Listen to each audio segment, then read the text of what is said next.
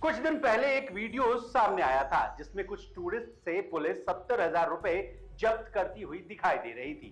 Video Tamil Nadu का था। जांच के बाद हालांकि ये पैसा वापस कर दिया गया था, लेकिन इसके बावजूद भी आप खबरों में शराब की खेप और लाखों करोड़ रुपए की जब्ती की खबर सुनते रहते होंगे। इन घटनाओं से चुनाव के आसपास कैश और दूसरे सामान ले जाने के चुनाव आयोग के कड़े नियमों की चर्चा होने लगी है। कोई भी नेता, कार्यकर्ता या पार्टी से जुड़ा व्यक्ति कितना कैश लेकर चल सकता है या चुनाव के दौरान आम लोग क्या करे, उसे पैसे या कीमती गहनों का लेन देन करते हुए कितना सतर्क रहने की जरूरत है, इन सब बातों को जानने के लिए आपको हमारा ये वीडियो अंत तक जरूर देखना चाहिए। नमस्कार, आप देख रहे हैं लोकमत हिंदी और मैं हूं आपके साथ विशाल शर्मा। असल में चुनाव से पहले इलेक्शन कमीशन सारी इंफोर्समेंट एजेंसियों को सचेत रहने की सलाह देता है। साथ ही हर जिले के लिए ऐसी टीमें बनाई जाती हैं जो खर्चों पर नजर रखें। इसके अलावा स्टैटिक सर्विलांस टीम और फ्लाइंग स्क्वाड भी होते हैं। जिले का मजिस्ट्रेट फ्लाइंग स्क्वाड का अधिकारी होता है। हर एक टीम के पास एक गाड़ी होती है जो 24 घंटे उन्हीं के लिए काम पर रहती है। अधिकारियों को वे सारे उपकरण और जरूरी अधिकार मिलते हैं जो अवैध रकम या शराब या ड्रग्स को सीज करने के लिए जरूरी होते हैं। मान लीजिए कि किसी अधिकारी को कोई सूचना मिली कि फला सड़क से अवैध चीजें जा रही हैं जिनका चुनाव में इस्तेमाल होने वाला है। टिप ऑफ के साथ ही नियरेस्ट सर्विलांस दस्ता तुरंत वहां पहुंच जाता है और वाहनों की चेकिंग स्टार्ट कर देता है। इसके साथ ही पूरे प्रोसेस की वीडियोग्राफिंग भी की जाती है जिसके बाद में सबूत दिए जा सके। कहानी के इस पड़ाव पर आने के बाद आपके मन में यह सवाल जरूर आ रहा होगा कि आम लोग कितना कैश लेकर आराम से चल सकते हैं। तो बता दें, आचार संहिता का असर आम लोगों पर भी होता है। कई बार यह भी हो सकता है कि कोई पॉलिटिकल पार्टी उनके जरिए अवैध चीजें यहां से वहां करे। इसी को ट्रैक करने के लिए इलेक्शन कमीशन नागरिकों के लिए भी नियम बनाती है।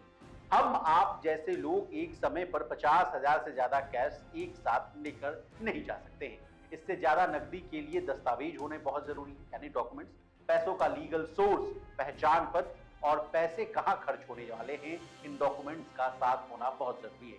इसके अलावा 10,000 से ज्यादा कीमत की नई वस्तुओं यानी प्रोडक्ट्स के लिए भी डॉक्यूमेंट जरूरी होता है।